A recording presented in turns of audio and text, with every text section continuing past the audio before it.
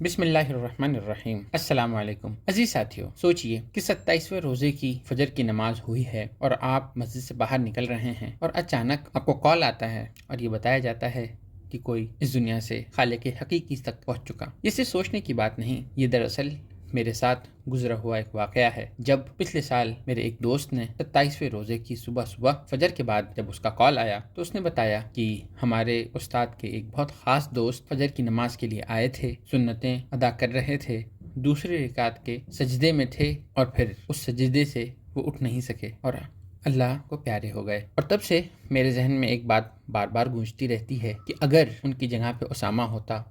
اور 27ویں یعنی لیلۃ القدر کی رات ہوتی اور وہ اسامہ کی آخری رات ہوتی تو اسامہ اس آخری لیلۃ القدر کی رات کو کس طرح گزارتا۔ تو عزیز ساتھیوں، آج میں آپ سے اگر آپ کو لیلۃ القدر ملے اور وہ لیلۃ القدر آپ کی آخری رات ہو تو اس کو کس طرح آپ گزاریں گے، اس موضوع پہ کچھ باتیں ڈسکس کروں گا۔ سب سے پہلے کہ لیلۃ القدر آنے سے پہلے آپ کو مینٹلی طور پر اپنے آپ کو تیار کرنا ہے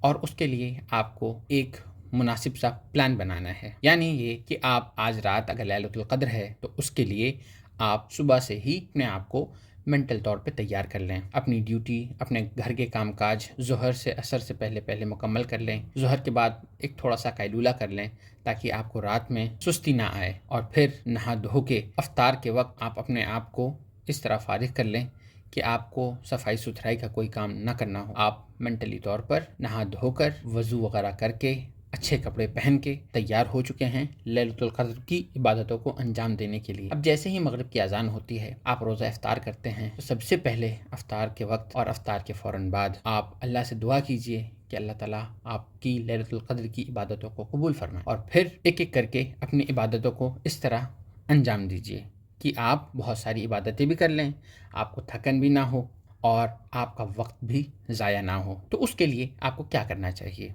میں ایک چھوٹا سا آپ کے سامنے خاکہ پیش کرتا ہوں۔ آپ اپنے مصروفیت اور اپنی طاقت کے حساب سے اس خاکے میں جیسے جیسے آپ کے لیے آسانی ہو آپ اس کو کر لیجئے۔ سب سے پہلے اس میں یہ ہے کہ افطار بہت لائٹ کیجیے اور افطار میں تلی ہوئی یا ہیوی چیزیں نہ کھائیے جس سے آپ کو نیند آئے یا آپ کی عبادتوں کو سستی لاحق ہو۔ تو آپ لائٹ سی افطار کر کے مغرب کی نماز سے پہلے آپ مسجد پہنچ جائیے اور مغرب کی نماز آپ جو ہے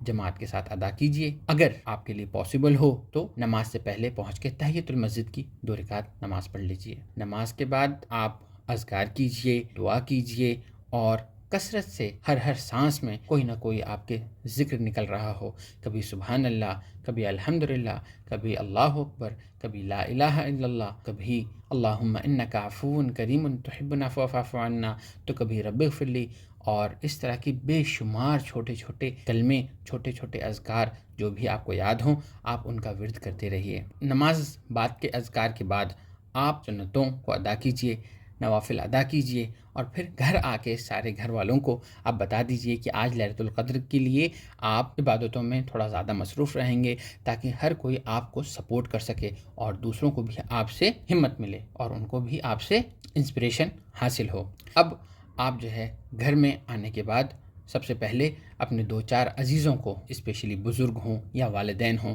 ان کو کال کر کے ان کی خیریت دریافت کیجیے، اور یہ صلہ رحمی کا تقاضا ہے۔ اور اس کے بعد ان کی خیریت کے بعد اگر کسی سے کوئی دلی گلہ ہو تو اس کو کال کر کے اس سے معافی مانگ لیجئے، کسی کو آپ کو کچھ کہنا ہو تو وہ کہہ لیجئے، اور عشاء کی نماز سے آدھا گھنٹہ پہلے اپنے آپ کو تیار کر لیجئے عشاء کے لیے جانے کے لیے۔ اب آپ عشاء کی نماز کے لیے جب مسجد پہنچیں تو سب سے پہلے سنتیں ادا کریں اور اس کے بعد کثرت سے بیٹھ کے اذکار پڑھیں، اللہم انک عفو کریم تحب العفو فاعف عنا، اور اسی طرح کے دوسرے جو بھی اذکار آپ کو یاد ہوں آپ دعائیں مانگیں۔ اذان سے نماز کے وقت میں دعائیں قبول ہوتی ہیں، اور اس کے بعد آپ عشاء کی نماز پڑھیں۔ عشاء کی نماز پڑھنے کے بعد آپ تراویح پڑھیں، تراویح پڑھ کے آپ جو ہے کم از کم 100 مرتبہ اللہم انک عفو کریم تحب العفو فاعف عنا کا ورد کر لیجئے، اور اس کے بعد آپ گھر آئیے۔ گھر آنے کے بعد کیونکہ یہ قرآن کا مہینہ ہے، آپ سب سے پہلے کچھ نہ کچھ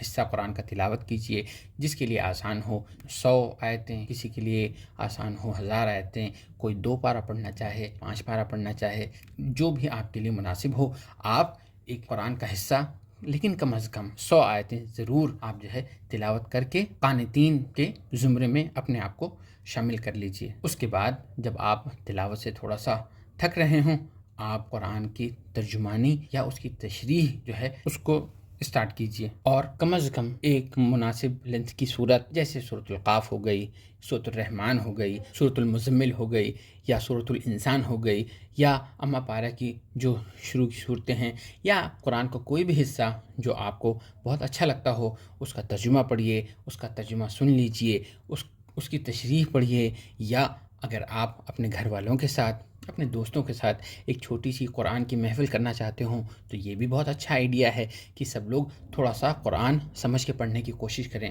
اور جب آپ یہ کر لیں تو اب آپ کی پرسنل عبادت کا وقت شروع ہوتا ہے۔ تو اس شروع کی عبادت کے لیے آپ سب سے پہلے کم از کم 100 دفعہ اللہم انک عفو کریم تحب العفو فاعف عنا پڑھ لیجئے، اور اس کے بعد آپ لمبی قرات والی تہجد کی نمازیں شروع کیجئے، جس کے لیے جو آسانی ہو۔ کوئی 2 رکعت پڑھنا چاہتا ہو، کوئی 4 رکعت پڑھنا چاہتا ہو، کوئی 8 رکعت پڑھنا چاہتا ہو، آپ کے لیے جو آسانی ہو آپ اس کو اتنا جو ہے مکمل کر کے رات کے آخری حصے میں کثرت سے استغفار کرنا شروع کیجئے۔ اس میں اللہم انک عفو کریم تحب العفو فاعف عنا آپ پڑھ سکتے ہیں، رب اغفر لی وہ پڑھ سکتے ہیں۔ آپ کم از کم کوشش کیجئے کہ آپ 200 سے 300 مرتبہ جو ہے اس طرح کی دعائیں جس میں اللہ سے مغفرت مانگی جاتی ہے آپ وہ ادا کریں، اور اپنے والدین کے لیے دعا کریں، امت مسلمہ کے لیے دعا کریں، اور جتنا آپ کر سکتے ہوں اس میں اللہ سے گڑ گڑا کے سجدے میں اندھیرے میں اپنے گناہوں کو یاد کر کر کے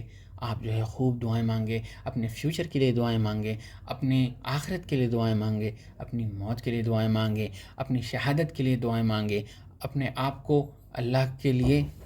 اپنے ساتھیوں کے لیے، اپنے دوستوں کے لیے، اپنے آباء و اجداد کے لیے، اپنے آگے آنے والی نسلوں کے لیے، جس کے لیے آپ کو دعائیں مانگنی ہوں سب کے لیے دعائیں مانگیے، اسپیشلی اپنے لیے اور اپنے والدین کے لیے خوب دعائیں مانگیے۔ اللہ سے خوب گڑ گڑا کے اللہ سے دعا کیجیے کہ اللہ تعالیٰ آپ کی ساری ضرورتوں کو پورا کر دیں، آپ کو نیک صالح زندگی عطا فرمائیں، اور اچھی اور سعادت والی موت عطا فرمائیں، آپ کو شہادت موت عطا فرمائیں۔ اور اس طرح جب تھوڑا وقت باقی رہ جائے تو آپ جو ہے سحری کر لیجئے، سحری کر کے آپ پھر اذکار میں لگ جائیے، کم از کم درود پڑھیے، یا اگر آپ کے اندر اب بھی ہمت بچ رہی ہو تو بالکل آپ جو ہے پھر سے سجدہ ریز ہو کے اللہ سے خوب رو رو کے دعا مانگیے، اس حالت میں کہ فجر کی اذان ہو جائے۔